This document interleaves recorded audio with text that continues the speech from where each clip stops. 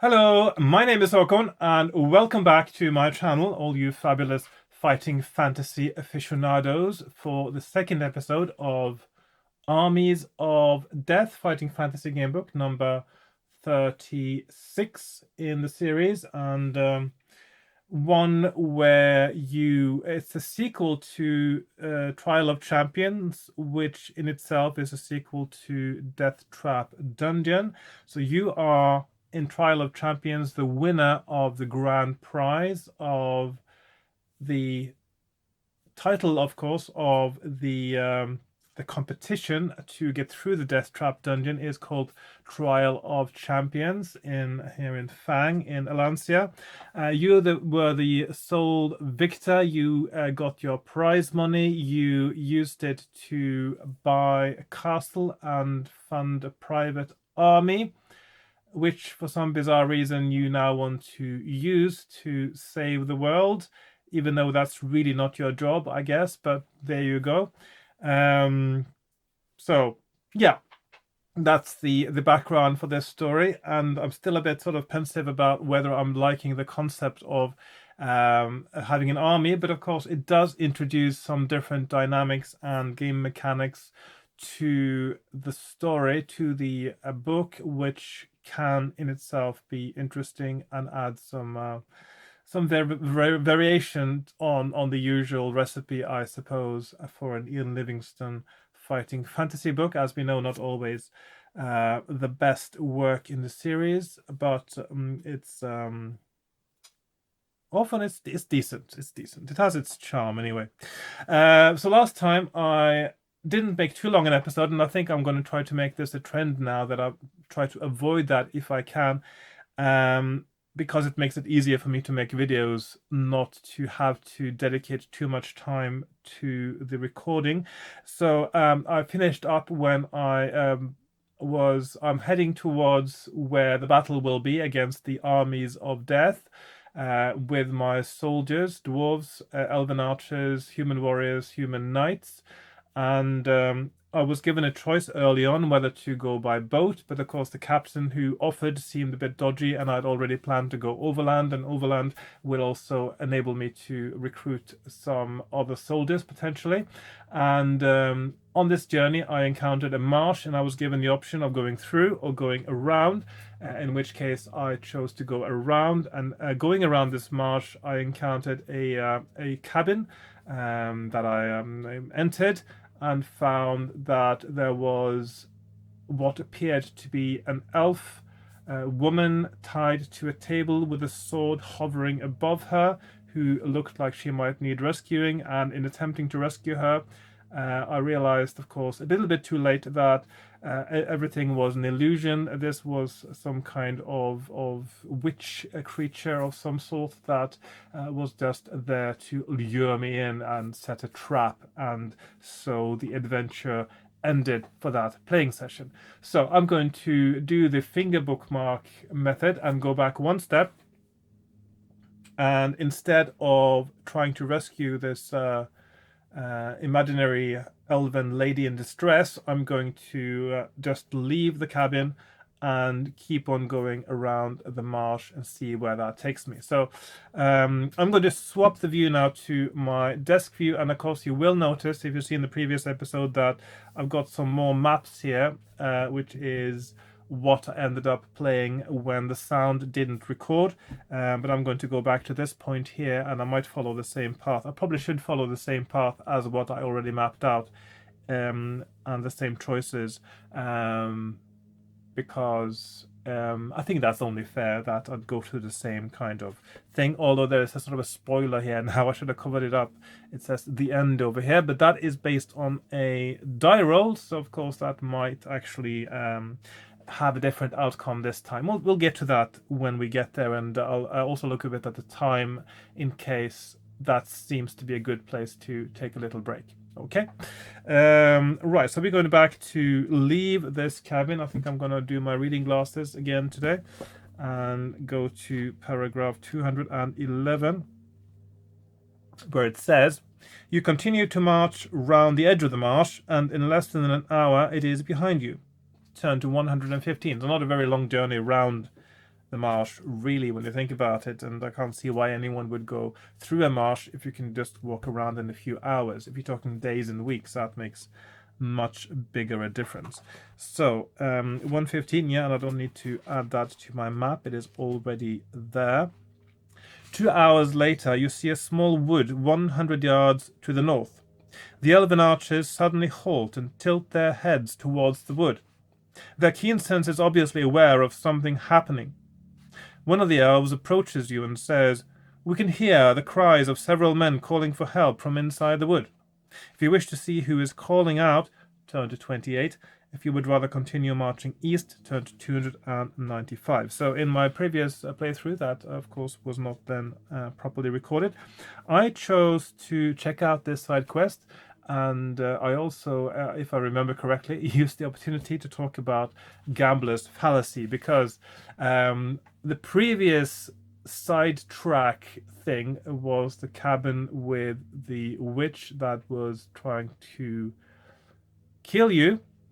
And so logically, one might presume then the next thing should be something that isn't going to kill you.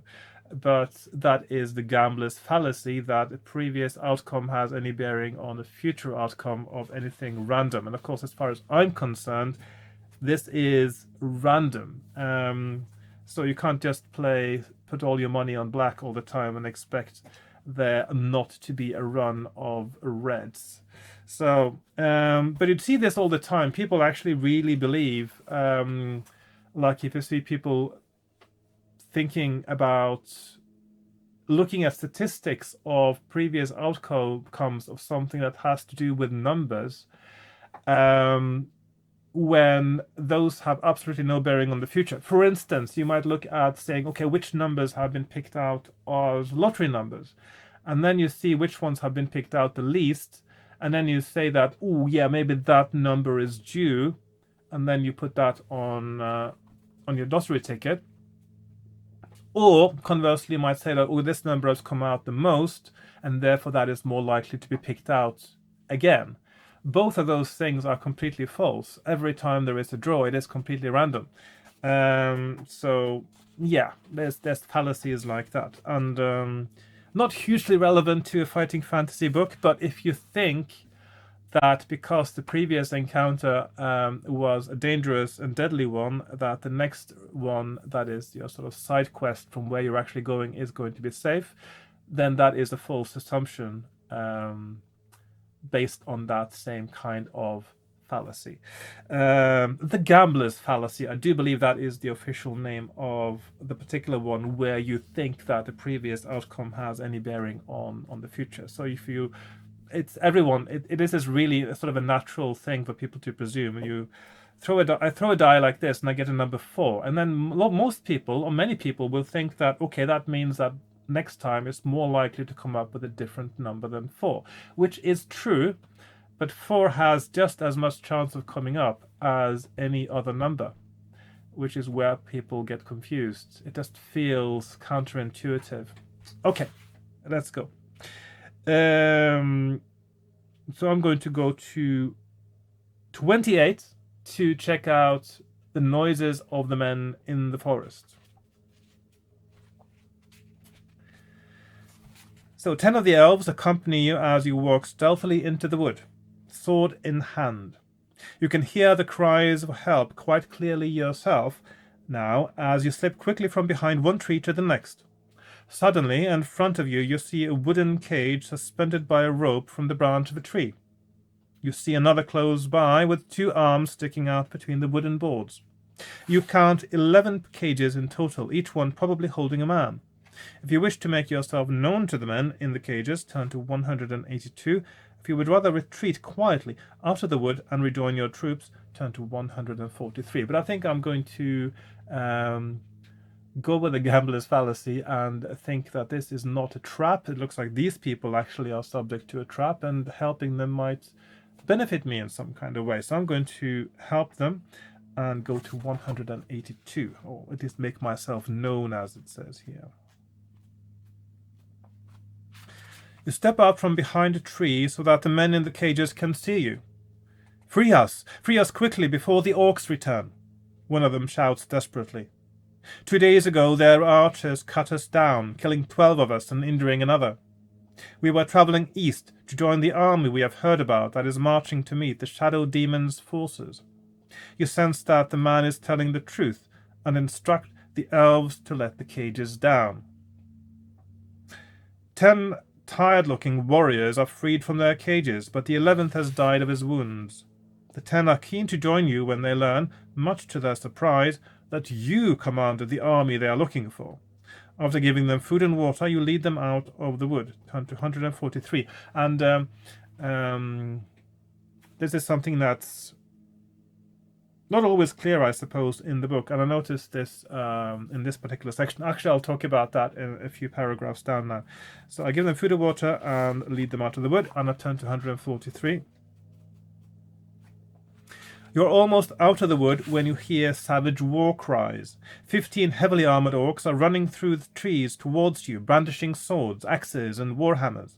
You must fight a skirmish battle. If you win, turn to 242. And skirmish battles was a particular thing. I'll just look at... I'll find it again. So, in the rules, because now I'm not my entire army, I'm just a small part of an army. So, if I can find it, yes, skirmish battles. So, the battle is based on, first you find out whether your forces are superior, that is, you have more men than the opposite side. Basically, that's all it means. Let's see, my camera needs to be moved a little bit that way. Whether it's even, same number, or inferior, which means you have fewer numbers than your opposition. And then you roll a die, and you see what the result is. So, for instance, if you have superior forces, only on a roll of 1 will you lose 5 men. If allied troops, it says here, and on any other roll, it's the enemy that loses troops. On even, it's 50-50, and on inferior, it's 4-2. So slightly better odds when you are defending against a larger group than when you are attacking, it looks like. So it's so you have a slightly better odds than the enemy, I would say. So it seems like a fair system, and actually I think this is actually not a bad system at all in terms of game mechanics. So in this case, if you hadn't rescued the 10 warriors and you were going into the forest with 10 archers, you would have been 10 men, and the 15 orcs would have been a superior force. So in this case, once you go off the track, and you rescue these men, that's the only chance you have of then having a superior force to your enemy, because now I am 20 men. I got 10 warriors and 10 elves. But one thing I wanted to say right here, it wasn't that super clear. I mean, usually in these game books, anything that has to do with game mechanics, note-keeping, record-keeping, that sort of thing is usually quite clear. So what it should say in that paragraph is, add 10 warriors to your army as a separate line, very clearly. And this is something this book sins a little bit against, I think. And also it needs to be really clear how many men are you as you are going into this skirmish. You might have forgotten, even though it's only 2 paragraphs before, of course, that you only brought 10 elven archers. So it should reiterate in this paragraph where you get into the skirmish that the orcs are 15 men and you are 10 elven archers plus the 10 warriors that you rescued. There could be a question there, did you rescue the warriors? Yes, no, and then move to a different paragraph. It's not so clear, it's not pointed out. It's not tricky to know, but I'm just not used to it being so subtle that you actually have to think about that, the logistics of it yourself. I think anything to do with game mechanics should really be clarified, so you don't have to stop the flow of the narrative to actually consider what is going on. So in this case, I have a superior force. They're 15. I am 20. So I roll a die and I roll a 2, which means that they lose 5. So they're down to 10 orcs. And I roll again.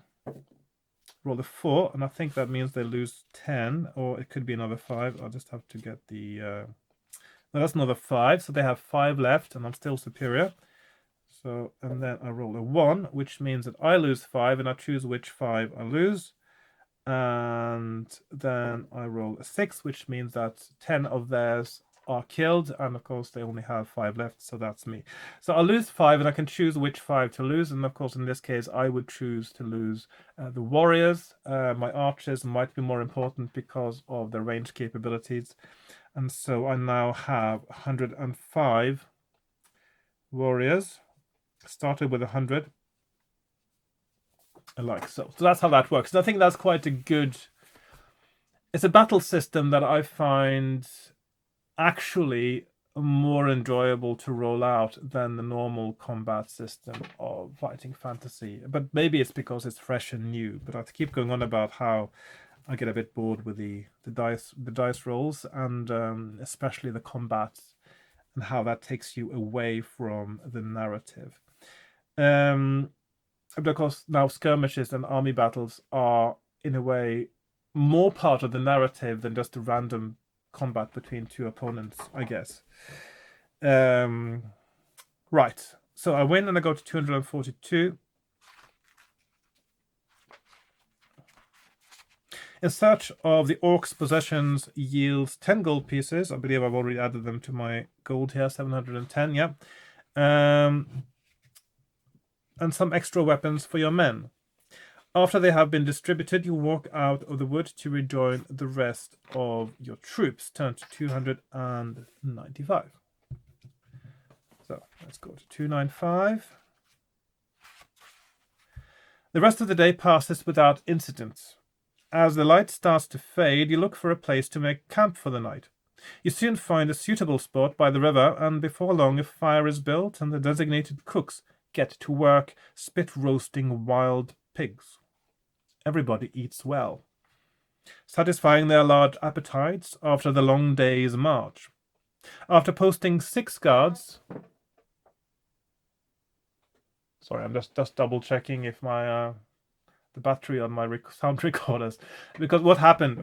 I'm just going to do a little aside now. So what happened? The reason I didn't get the sound is because the power supply plug is a little bit wonky. The sound recorder I'm using is at the moment, I think it's 18 years old now, and I keep using the so I have to use contact spray on it quite regularly on the connector for the power supply, because if it loses connection it will go to batteries, and it eats batteries like there's no tomorrow, this recorder, and they run down really quickly. So what happened yesterday was it lost connection with the power supply, with the external power supply, and then it started eating batteries, and then when it had finished eating the batteries it switched itself off, and that's what happened. And that doesn't take long. It took about 15 minutes.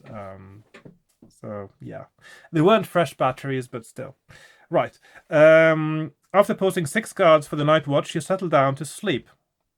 Not long after midnight, an owl's hoot wakes you up. The moon is almost full, and feeling wide awake, you decide to go and check the guards. You walk east along the riverbank until you see the silhouette of the first guard, his spear pointing up to the sky. Before you reach him, however, you suddenly notice 2 shadowy figures climbing silently out of the river. They slip quickly up the bank towards the guard, and you see that they are carrying tridents, the favorite weapon of fishmen. You call out to the guard as you run to help him. As you charge in, you see that the attackers definitely are fishmen. Their scales and bulbous heads unmistakable. I would have thought the smell would be the dead giveaway, because on the sounds and all that stuff. You run at the one nearest to you, the guard raising his spear at the other. Fishman 7-7 if you win turn to 16, and this is one of those I'm not going to roll out. I'm going to go to 16. The guard also manages to dispose of his attacker and thanks you for raising the alarm. You tell him in future to keep his eyes open on both the land and the river. The other guards report nothing strange, so you return to your blanket and sleep. You set off on your march again in the early morning, hoping to reach Zengis by nightfall. After an hour or so, you meet an old man walking in the opposite direction. You're the one who's going to fight Aglax, aren't you? He says boldly. You nod in agreement. Good, he continues. Then I suggest that when you come to the fork in the river, you follow the north branch until you reach the village of Claw. There are plenty of hillmen up there who would be ready to join your army. You thank the old man for the information and press on eastwards. After an hour, you come to the fork in the river that the old man was talking about. If you wish to follow the north branch, turn to 350. If you would rather cross over the new branch and follow the main river eastwards, turn to 49. So, and of course, this is the second time, I guess. Hang on, I'll just need to. The camera needs to go down a little bit. So this is another occasion, and there seems to be quite a smattering of these here in this book now, where you have random strangers that you are suddenly asked whether you trust them or not. But in this case, I'm definitely feeling adventurous, so I will go north as he suggested and see where that takes me. That's what I chose last time when I wasn't recording, so I'm just going to keep to that choice. At the moment, I still don't know for sure whether that's the best choice or not, but I'm just going to stick to that. So, walking upriver along the bank, you pass 6 old oak trees. Excuse me. One of the trees has long since died, but has a door set in its trunk. If you are curious enough to open the door, turn to 167. If you would rather keep going towards Claw, turn to 399. And of course, last time I was curious, and as we know, curiosity did kill the cat. But the thing about cats being curious and getting killed is that they might have some lives left. So I'm going to check out the door. So I'm gonna 167. You know what? I can't go past. I mean, some of you have been watching me for years doing this. When did I ever walk past a door without checking it out? I mean, I don't think I've ever done that on the first playthrough of any game book where there was a door. I skip things in later playthroughs when I have checked out rooms and doors and other things and found them to be dangerous, but I always check them out, because if you don't, you sort of even if it turns out it's not a crucial thing for your quest, or it might even be a trap or something dangerous, you miss out on sometimes on illustrations, sometimes on colorful deaths, other part of it. I mean, it is nice when you finish a book, well, certainly one of the good ones, that you have actually covered quite a lot of the paragraphs in your journey through it, rather than just finding the right path quickly. So the door is locked and you have to prise it open with your sword. And this is where I also want to do a little rant again. I've done this before about how in the game book, if you make a choice that then something, your character then does something that isn't a logical necessary consequence of that choice. So for instance, in the previous paragraph, it asked me if I wanted to try to open the door. So as a moral person, you go and try a door and it is locked. What's the first thing you do? You say, oh, it's locked, I can't go in there, and you turn back. Or you say, it's locked, maybe I should knock on the door to satisfy my curiosity and see if there's somebody inside who wants to speak with me, and then I'll find out what the deal is. And then you have secret third option, which is a completely different moral choice, which is to break in.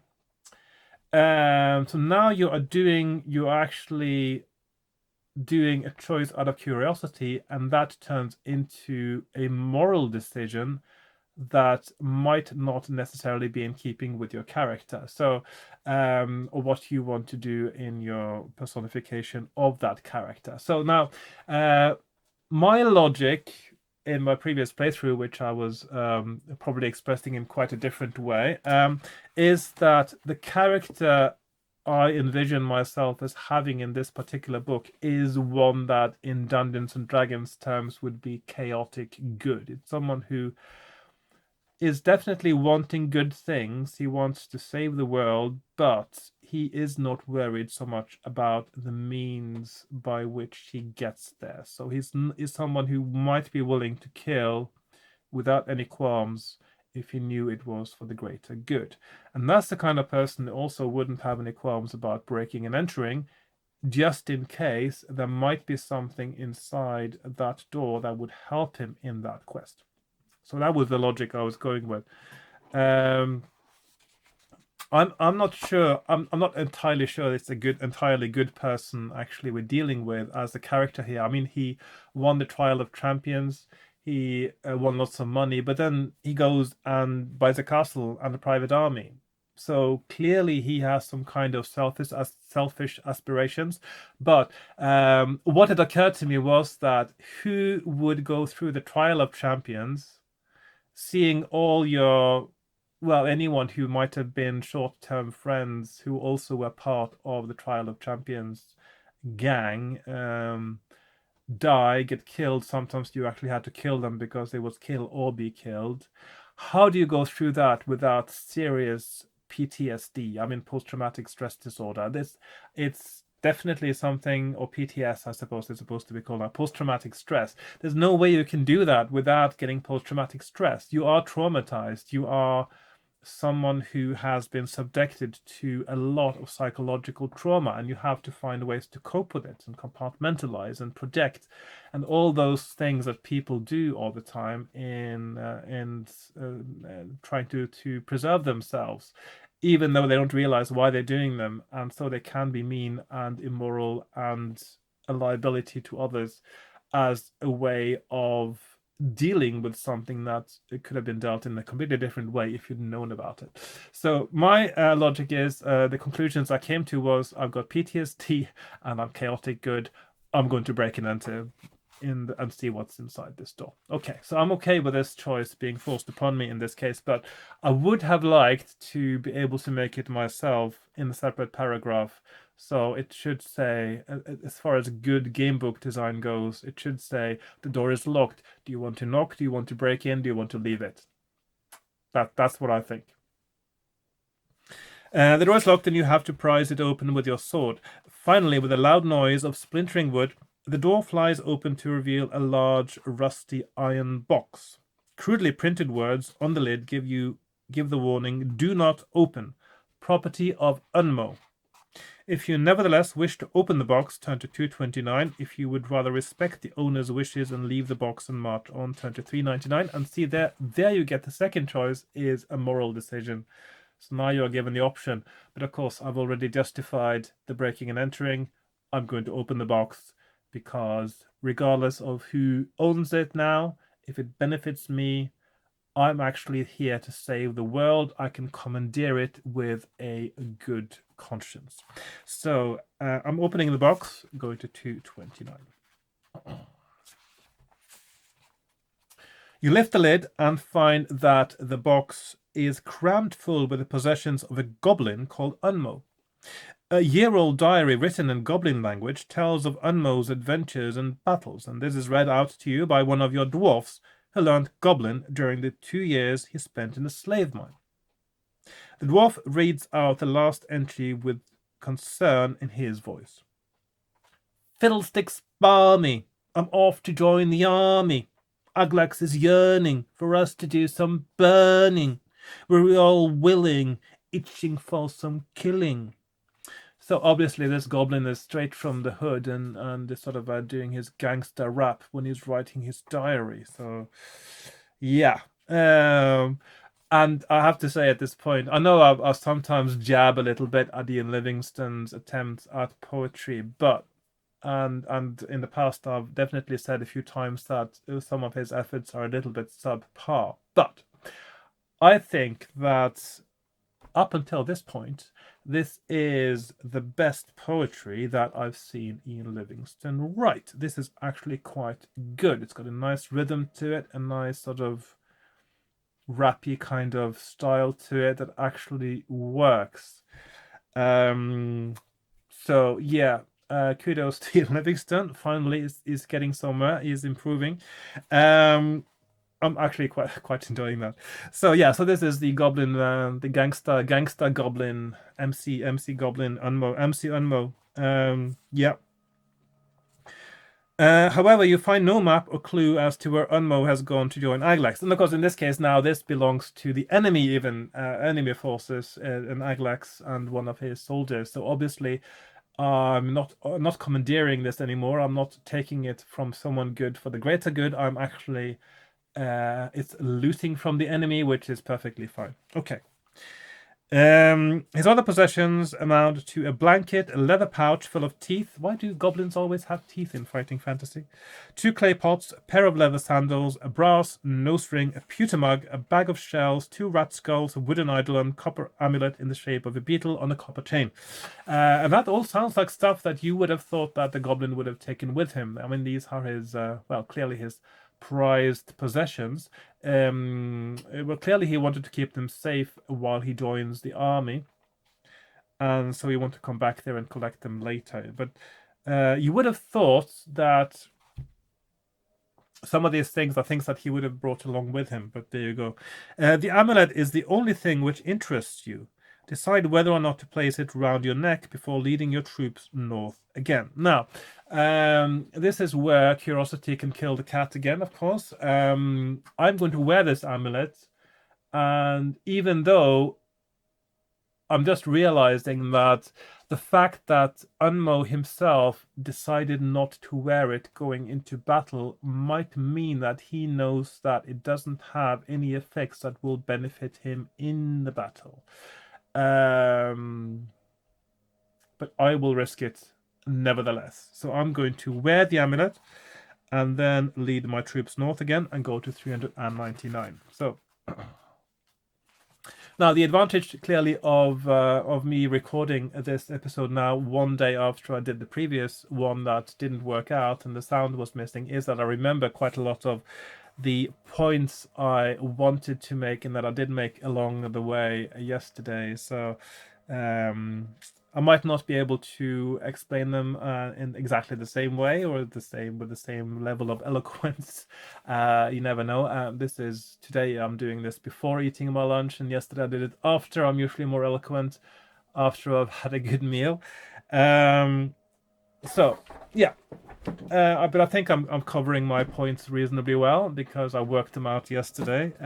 So yeah, I do have more. There's more coming up. Okay, so about an hour later, a voice behind you suddenly shouts, "Look up to the skies in the east! A flying creature with a rider."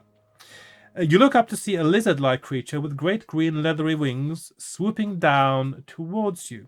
It's a wyvern, and its goblin rider is aiming its bow straight at you. The wyvern's mouth roars open to send a bursting ball of flame down at you. And I was wondering, do actually wyverns breathe fire? I thought a wyvern's weapon isn't any kind of breath weapon. It's their sting on their tail. They got a poison sting at the end of their tail. I thought that was what wyverns were about, but there you go.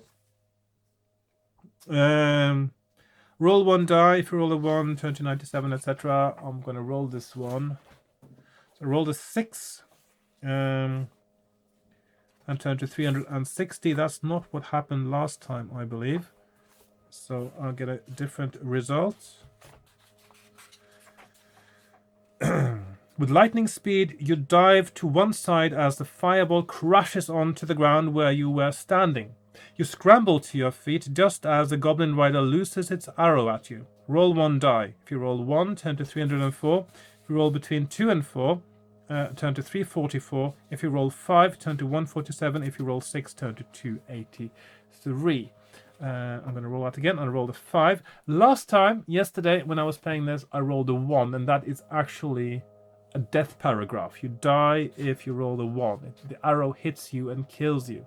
So this is not where this story ends today. I'm going to go on and go somewhere else and go to 147. You reel backwards and the arrow thuds into the ground, missing you by inches. The wyvern is steered skywards again by the goblin as your troops rush to you to make certain you are not wounded. You shout at them to fire their bows at the wyvern. Oh, I was so close, so close. I'm going to explain this one as well. So, I've gone on about this a few times before. You don't fire an arrow. Firing is a term that was introduced with firearms, with cannons and pistols and revolvers. And an earlier paragraph now it said loose an arrow at you. That is perfectly correct. That is the best term, is to loose an arrow. You can also say shoot, but loose is the go-to term. You don't never fire an arrow. And never fire your bows. So you can shoot your bows, I suppose, or aim your bows at. You shout at them to fire their bows at the wyvern, but it is already out of range. I don't know why they wouldn't have done that already. I mean, they're really slow. I mean, this is supposed to be elves. You see something approach, you got your bows at the ready, and when it breathes fire, that's when you loose your arrows. I don't know. As you give the order to march on, you wonder whether the attack had been an assassination attempt on behalf of Aglax. Turn to 220. And this is where I will have to swap pages.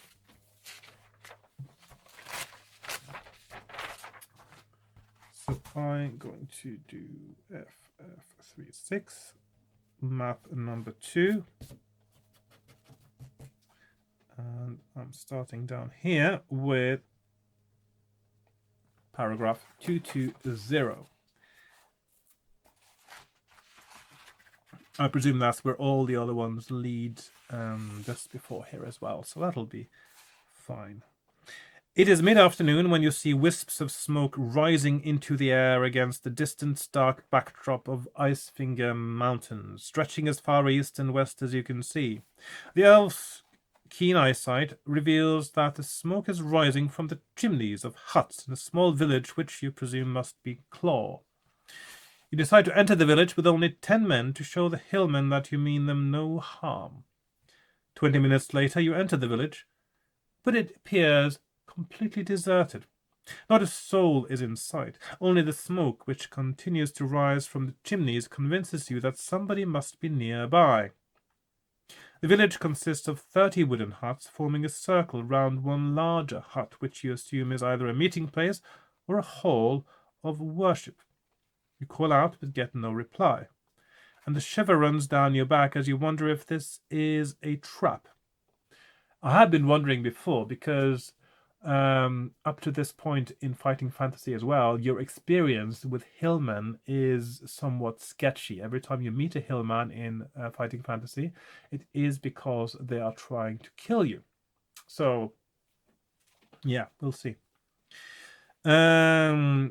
If you wish to call out again, turn to 261. If you would rather order your warriors to draw their swords, turn to 86. Well, if it turns out that they're just cowering inside the hall and are coming in there with swords drawn, I will definitely get into battle. If I don't draw the swords, I might lose some men if they decide to ambush me. I'm going to risk that. I'm going to call out again.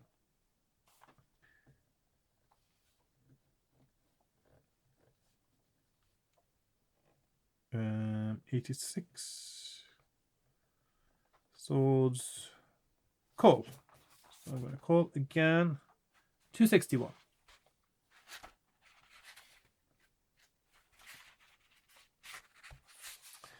Once again you call out, saying that you have come in peace and wish to hire men for your army to fight Aglax.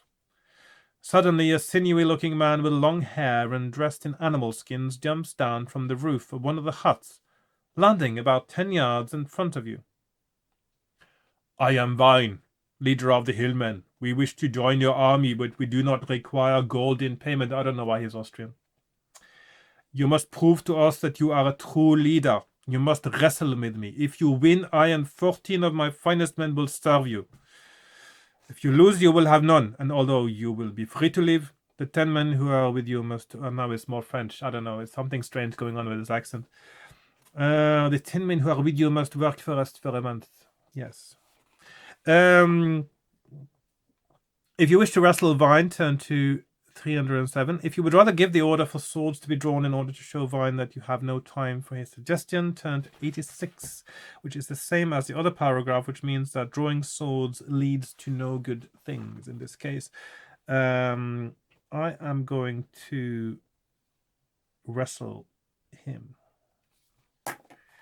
Okay, 307. As you unbuckle your sword, Vine's men appear as if from nowhere and form a circle round the two of you. Your own men barge into the circle to cheer you on. Vine crouches down with arms outstretched while his keen eyes watch you intently. He steps to one side, feints a leap, and carries on pacing round the edge of the human ring. You follow him with your eyes, trying to stay relaxed, wondering if he will make a move. If you wish to make the first move by diving at Vine's legs, turn to 194. If you would rather wait and let Vine make the first move, turn to 67. And this is something I must say I also keep advocating for in game books, fighting fantasy books in particular, I suppose, or any game book with combat systems, is that fighting shouldn't just be about rolling dice, because it takes you out of the immersion of the narrative. But if you make combat partly dice, partly choices, or all choices, then the combat is the narrative. And in this case, you're already given a first choice, which is part of the combat and is part of the narrative. And you're given a choice rather than the randomness of dice. So I think that is far superior. Of course, it does require more paragraphs to do, but I think it is worth it for the flow of the narrative and also the immersion in the story. And of course, that also means you have to stand by your decisions, your choices, as opposed to just getting a bad die roll, which is just annoying because it's random. Yeah. It should be about choices. So 194 or 67. 67 is, let's see, wait, and 194 is dive. So I'm going to wait and see what his first move is.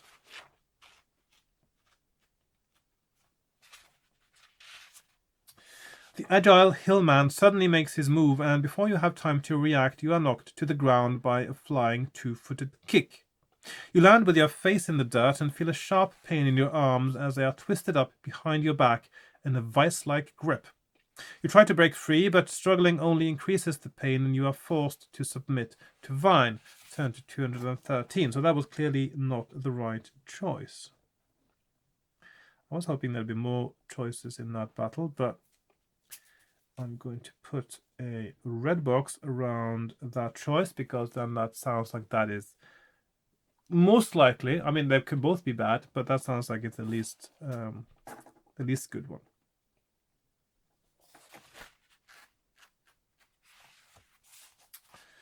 Being an honorable person, you stand by your word and leave your 10 men to work for the hillmen. So that means I'm down to 95. So I'm actually down a few men now. There we are. As you leave the village on your own, you turn to wave goodbye to your men, thinking that perhaps they have been saved from a worse fate, a gruesome end in battle against the forces of Aglax. But deep down, you know that they would have preferred to die in battle, and you can't help feeling that you have let them down. Deduct 2 points from your luck. Ooh. Let's see, minus 10 men, minus 2 luck.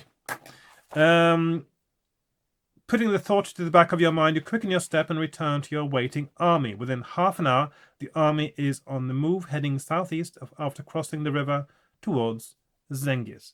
Turn to 49.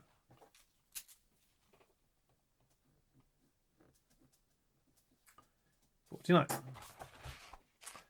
I'm soon going to take a break now, but I'll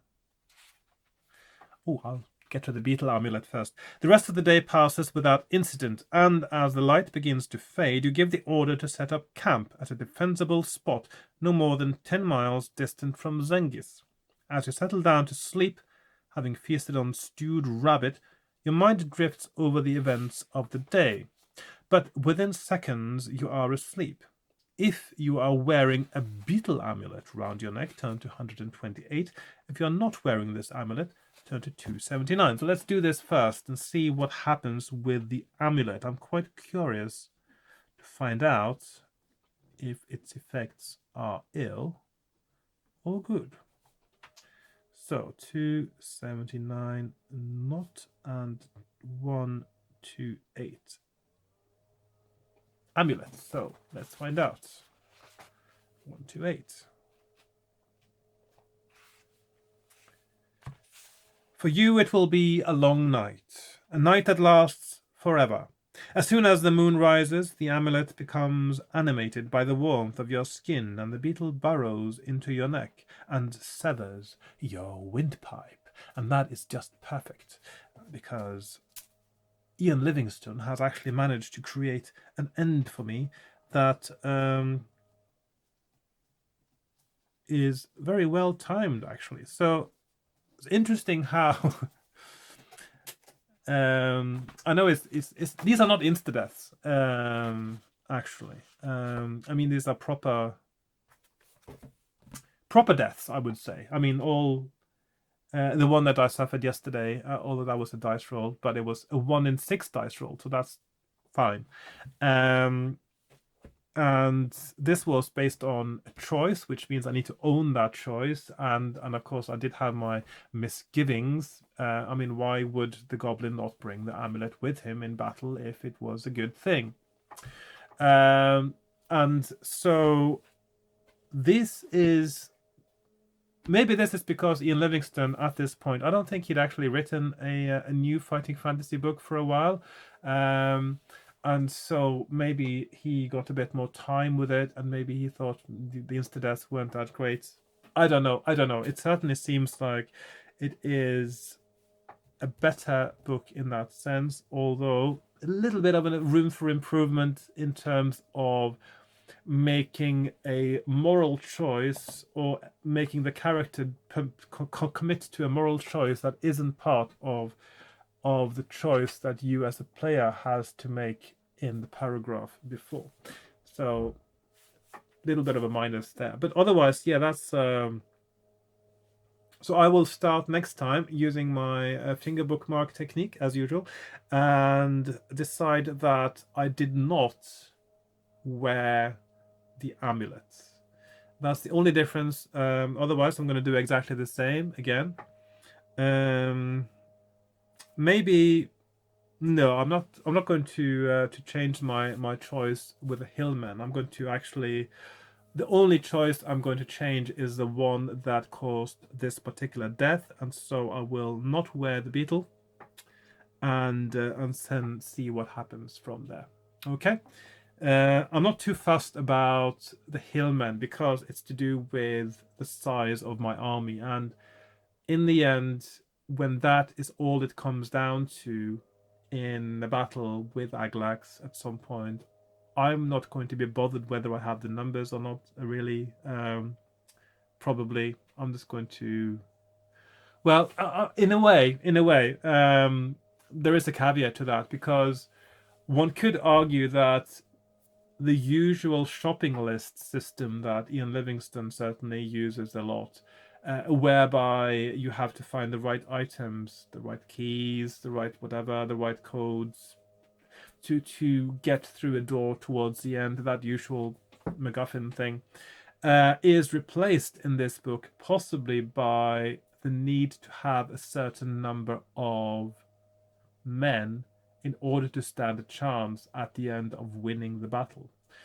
That is possible, and if that is the case, that means that finding the right path through the book is the one where you get the men needed to be victorious and save the world. So, but this all depends, again, of course, how long will I enjoy playing this book for? But at the moment, I'm quite enjoying it. I'm quite enjoying the deaths. They've been very enjoyable. Even enjoyed a bit of the Goblin rap poetry. Very good. And I'm going to see you next time with more fighting fantasy fun as I continue without the beetle choking me to death in the middle of the night. So thanks for watching, and support me in the usual ways. If you know how to do it by now. I will not repeat that, and I'll see you then. So yes, I'll see you in the next one. Goodbye for now. Bye bye.